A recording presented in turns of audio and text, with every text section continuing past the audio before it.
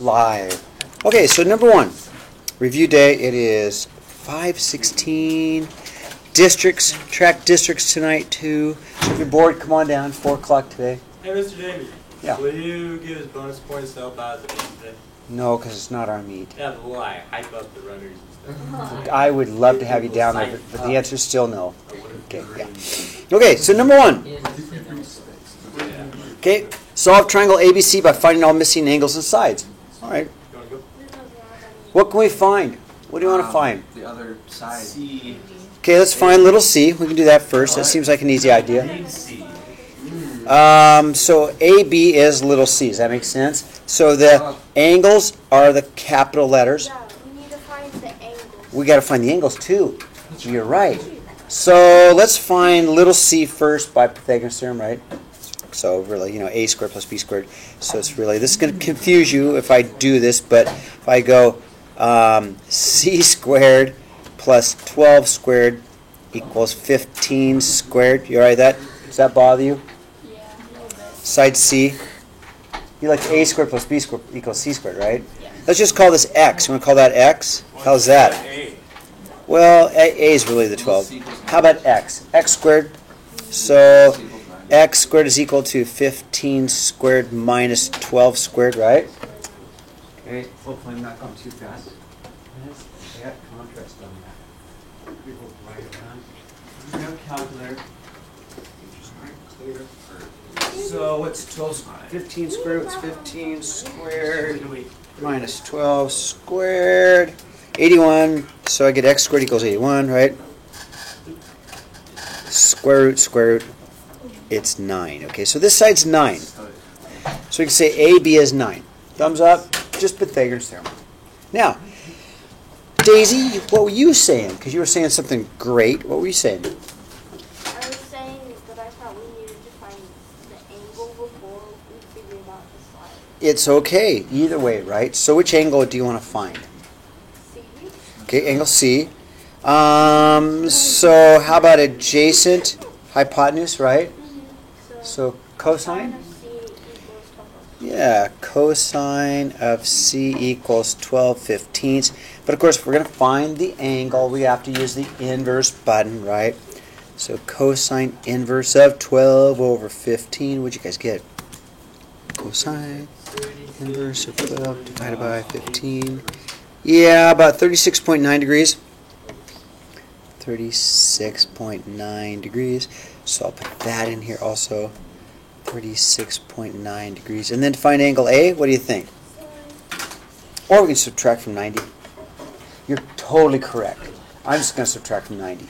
Johanna, you're totally right. But I'm just going to go 90 minus 36.9. What'd you get? 53.1 degrees. Okay? Thumbs up. You guys can do that tomorrow. Easy squeezy. Right? Okay. Number 2. Tangent, 4 pi thirds. See, 4 pi thirds. It's here. Tangent is the y over the x. Luckily for us, we put the tangent values on the outside, right? Square root of 3. That's easy. Square root of 3. Cosine of 450. Let's see. That's at least around the circle. Huh? Yeah. So minus that from 360. What do you get? Do you get 90? I think it. Remember I was 10. That's right, cosine of 90. Cosine is the corresponding x value. The x value is 0, right? You guys see that? 0. Okay. Cosecant. Now, first of all, I got a negative 4 pi thirds, and I got a 1 over the y value. So I'm going to have a 1 over the y value. Can't read cosecant, negative 3 pi 4 seconds. You said 4 or 5. Oh my gosh, dyslexia. So it's gonna be so negative. So are you ready? 1. Okay, watch. Here's a pi force, right? Here's a 3 pi force. Let's just go backwards. Okay, so here's 3 pi force. Let's go backwards. 1/4, 2/4, 3/4. Let's be right there. You want to show it again? Okay, positive 3/4 is there, right? So let's go backwards because it's negative. So 1/4. 2/4, 3/4 was right here. We're going to go 1 over the y value. So we're going to go 1 over this, okay? So we're going to go 1 over. So wouldn't it be 1 over the x value? No, it's 1 over the y. But It really is. Why? No, I know it's confusing. Sine is y and cosecant goes with sine. You'd think it'd go with cosine, wouldn't you? It doesn't. I didn't make this stuff up, but cosecant goes with sine, secant goes with cosine. And again, forgive me, I didn't make these words up to confuse you. Somebody else did. I've been doing my homework. All right, so it's 1 over the y value, and the y value is negative square root of 2 over 2, right?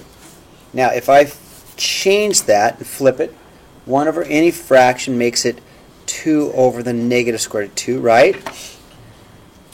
I just flip the fraction. 1 over any fraction inverts it.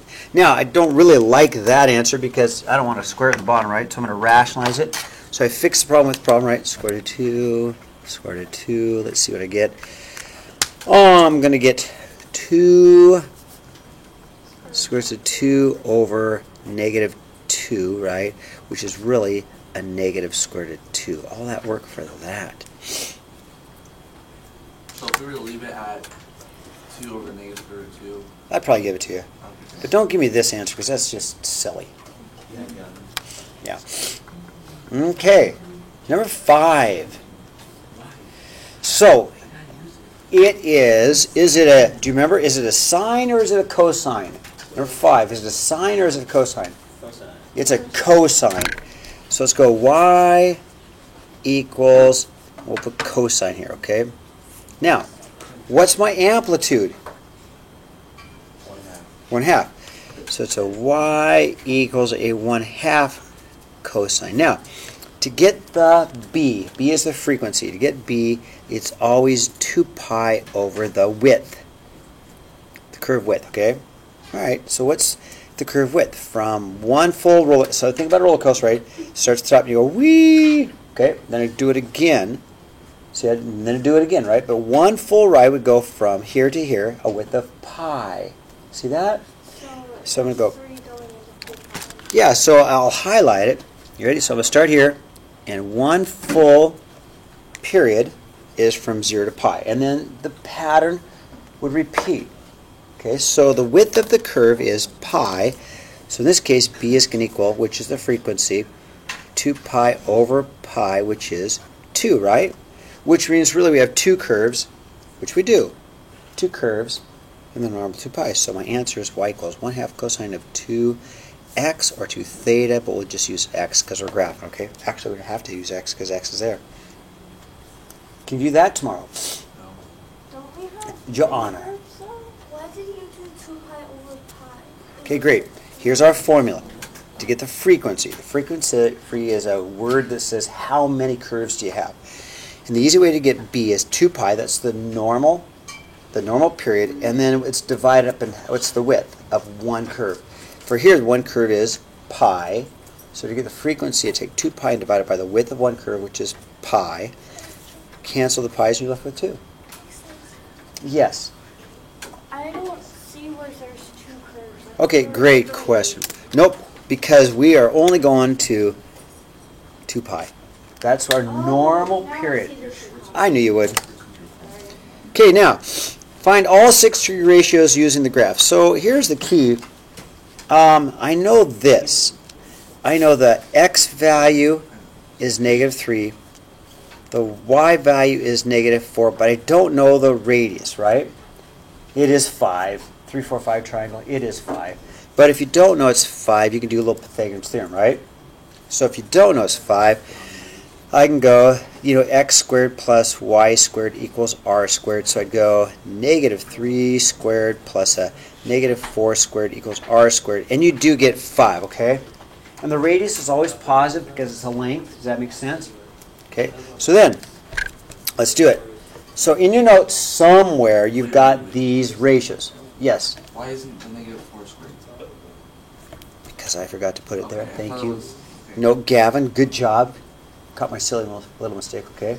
So somewhere in your notes, you've got the following. You've got that sine is the y over the r. You've got cosine is the x over the r. You've got tangents, the y over the x. And you have somewhere that the cosecant is the r over the y. Somewhere in your notes, you've got the secant is the x over the r. And somewhere in your notes, you've got cotangent is the x over y. You don't have that? I don't have. Okay. All right. will have to borrow my notes, okay? It's in my notes somewhere. Hold on. And I'm recording, so I'll make this quicker, okay? Caleb. So, if you maybe missed a day or two, it's, I'll loan you my notes. Okay?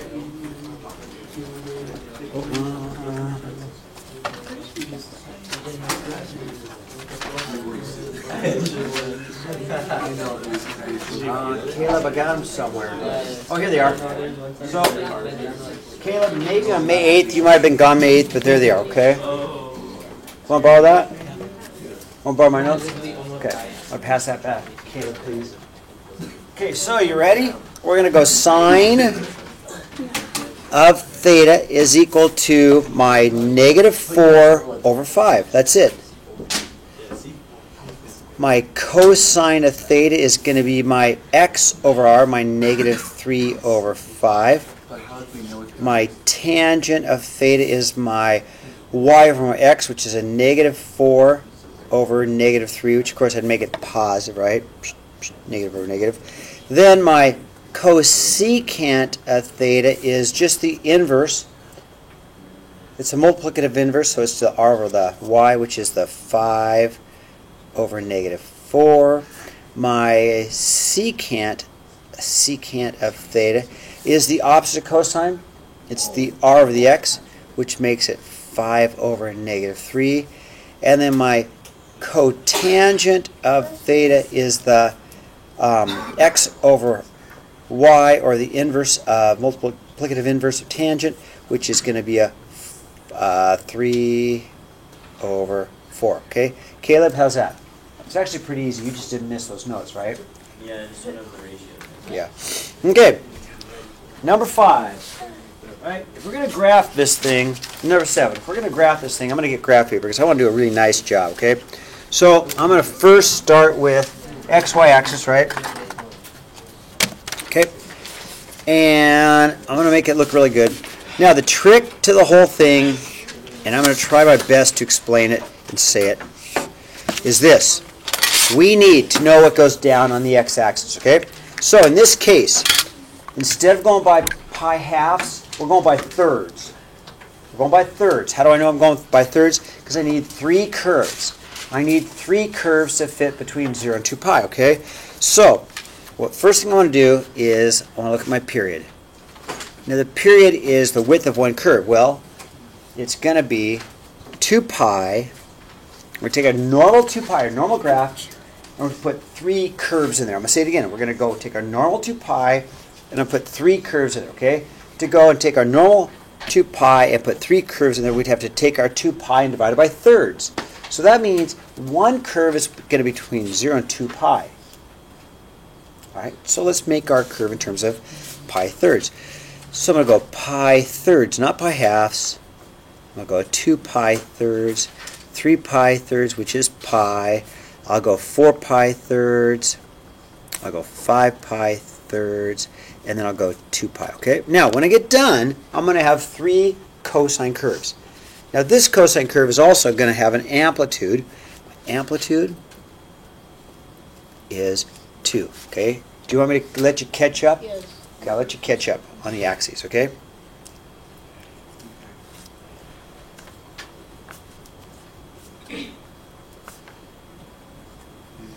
So, what did I do? I took 2 pi. Always 2 pi. Always 2 pi because a standard curve goes from 0 to 2 pi, right? And I'm going to break it up into thirds because I need 3 curves. So then once I divide my 2 pi by thirds, I know how big each curve has to be. 2 pi thirds, another 2 pi thirds, another 2 pi thirds, which is going to make, boom, 3 of them, okay? All right, so now I'm going to have an amplitude of 2, except for it's upside down, okay? It's going to be upside down. So, you know, a normal cosine curve looks like this. The one we're going to draw is going to look like this. We're going to make it upside down. Does that make sense? So here's a normal cosine curve. Ours is going to be upside down. We're going to put this shape between 0 and 2 pi. We're going to put this shape right here, because it's upside down, between 0 and 2 pi. We're just going to have an amplitude of 2. So here we go. All right. And I like to use what I call my 5 important points. Okay, again, here's my shape right there. So it's going to look like this. I'm going to start down at -2, and at 2 pi thirds, I'm going to end at -2 pi thirds. At pi thirds, it's going to be at its highest spot. Okay, these are my important points. At pi 6, and let's see, 2, 6, 3, 6, pi halves, 3 pi 6. So here's one curve. It's going to look just like that. Boom. All right, I've got one cosine curve between 0 and 2 pi. It's upside down because of the negative, and it's going to have an amplitude of 2. Boom, there's one of them. Let's get the other two. So I'll do the shape again. It starts at -2, and it's going to end down at -2 at 4 pi thirds, because that's another same width of 2 pi thirds. At pi, it's going to be up at the top. It's going to go through here and here. So the curve's going to look like that. Okay, how am I doing? And I'm going to do one more. Okay, again, it starts at -2. It's going to end at -2. 5 pi thirds is going to be a +2. How's that? And then, of course, it does keep going and going and going and going because it's a periodic function, okay? What's the period of this function? We already said the period of this function is 2 pi thirds. You guys agree? Period of the function? 2 pi thirds. How width? The period means how wide is it? What's the length of one curve, okay? Okay, you ready to turn the page? Everybody good? Wait. Okay, I will wait. I don't want to go too fast. I want to make sure you guys get this. Period is -2, correct? Huh? Period is 2 or -2? 2 pi thirds is the period. What is it? How the period is how wide is one curve?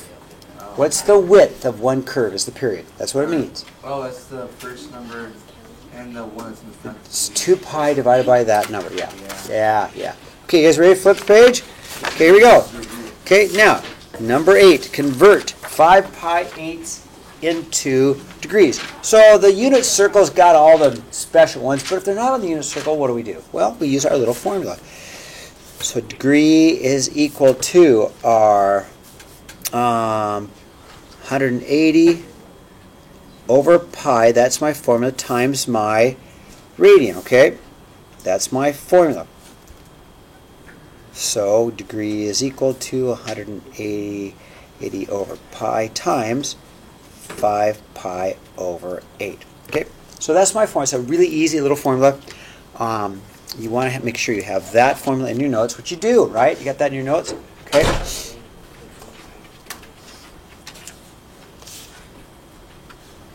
So then, pi's cancel. I'm just going to use my calculator. I'm going to go 180, right? Clear. 180 times 5 divided by 8, and I get an answer of 112.5 degrees. 112.5 degrees, okay? As long as you have the formula, that's pretty easy. Yeah. Now number 9, again, a formula for number 9 is going to be the radians is equal to pi over 180 times your degree. Okay, that's my formula. So we got, all right, radian is equal to pi over 180 times my -200, okay? Let's make it -200 over 1. That'll help us because we need to make a fraction. Okay, so what I'm going to do is I'm going to reduce this fraction. Okay, that's a fraction. And let's see, what is that? -10 ninths, I think. -10 ninths pi. Now, if you can't reduce fractions, check this out. I'm going to show you a cool button. It's in your math button. If you don't know how to reduce fractions, you go -200 divided by 180. Don't put the pi in there, right? Because you don't want to reduce the fraction. And you go to math. It's on your fraction. So I'm going to say, okay, take this and change it to a fraction. Boom. It'll reduce it for you, okay? I know. Okay. Look, I don't want to go too fast. This has to be feet, not meters. I don't know what I was thinking. Obviously, I was in a hurry, right? Meters, feet. So let's change them both to feet. So I did that. Changed that to feet. Silly me. Okay, a 6-foot man sights the top of a building 100 feet away at an angle of elevation of 54. How tall is the building? So let's draw a picture, okay? Here's my 6-foot man. Just chilling. Here's my building. It's my angle. 54 degrees and 100. And let's just call the building X. Now, we all know that the triangle is 6 feet up. Agree? So when we get done, we just add in the 6 feet, right? The triangle's 6 feet elevated because it's taken from the guy's eye. So when we're done, we'll add in the 6 feet, right? So opposite, adjacent, tangent.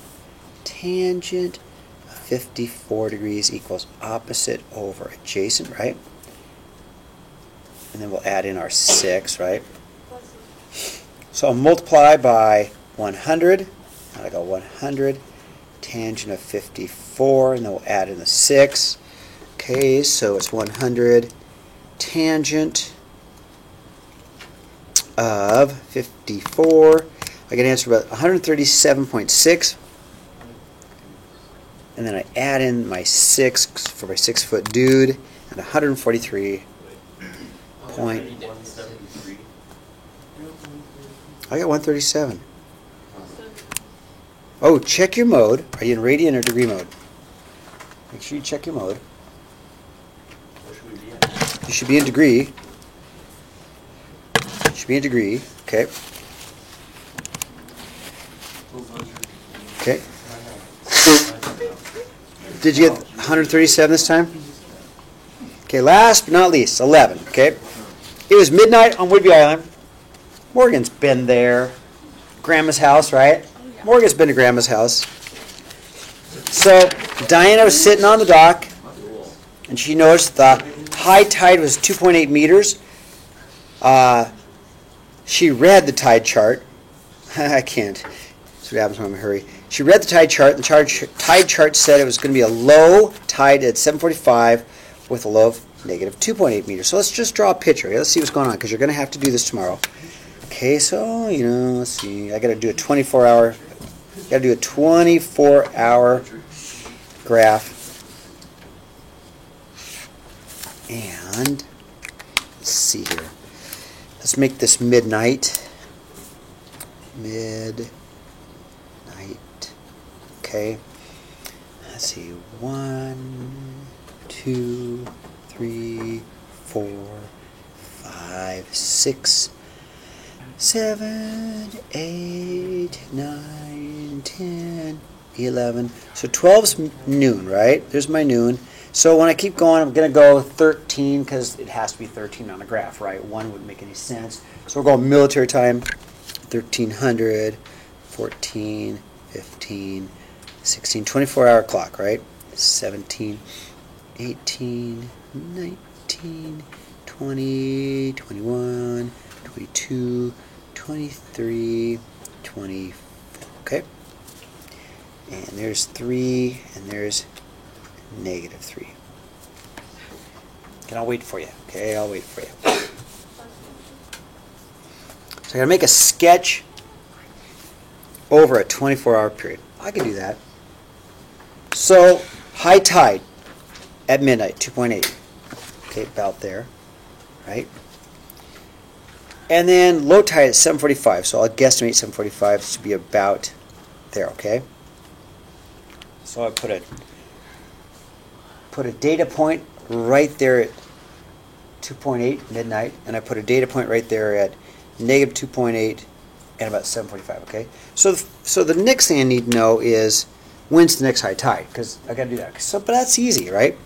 So what I'm doing is I'm going to take 7:45, same thing as 7.75, because 45 is 3/4 of an hour, correct?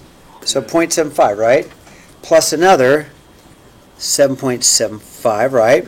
So 7.5 makes a 15.5. Does that make sense? If I add those two, if I add these two, I get a 15.5. Or 3:30 p.m. All right, now does that bother anybody? Okay, 7.75, which is 7:45, plus another 7.75, which is another 7:45. I add the two and I get 15.5. 0.5 half an hour. Military time, that's going to be 3:30 p.m. You okay with that? Sure. So let's put a dot there. 3:30. So my next high tide is 3:30 or 15.5 right there. Okay. So make a sketch. Okay, I can do that. It's going to look something like this. Okay. Okay, next high tide, we already know that. 3:30, we got that one, right? 3:30, it's going to be my 3:30 p.m. Okay, now, find an equation to model this sinusoid function. Okay, so it looks to me like a cosine. You guys agree? Definitely looks like a cosine. Cosine graphs look like this. Let's just do a real rough sketch. That's a cosine. That's what it looks like. It's a cosine of theta. So, I'm going to start off with y equals cosine of x, or how about t, because it's time in terms of hours. You okay with t? Let's start right there. Who's that? Time. That's my variable. Because, you know, really, if you look at your x-axis, it's not really x, it's time, right? You agree with that? Yeah, Daisy? Can you show me what a sine graph looks like? I sure will. A sine graph looks like this. Here's a sine. Do you see the difference? It's where it starts, right? Okay. Now, Oh, yeah, sine graph goes right to 0. Huh? yes, yes. Because from the unit circle, at 0, what's the y value? 0. Cool, it all comes together, doesn't it? Okay, now, the next thing we got to do is this. An equation. So now, what's the amplitude? What's our amplitude? It's 2.8, right? Everybody agree? 2.8? So I'm going to go y equals 2.8 cosine of t, right? And now I need the frequency. So I need b. So b, which is the frequency, is always 2 pi. Always, always, always 2 pi. Because you're going to say, okay, how many curves do we have at 2 pi, right? So let's figure it out. So it's divided by the curve width, right? Well, the curve width is from high tide to high tide, right? High tide, high tide. And 15 point, so 7.75 and another 7.75. So watch, Daisy. 7.75 and another 7.75. So it's really 15.5, right? So the curve width is 15.5 is my curve width, right? So I'm going to take my b is 2 pi divided by 15.5, and I can just put that in there. So here's my grand equation. You guys ready? Here it is. Y equals a 2.8 cosine of 2 pi over 15.5 t.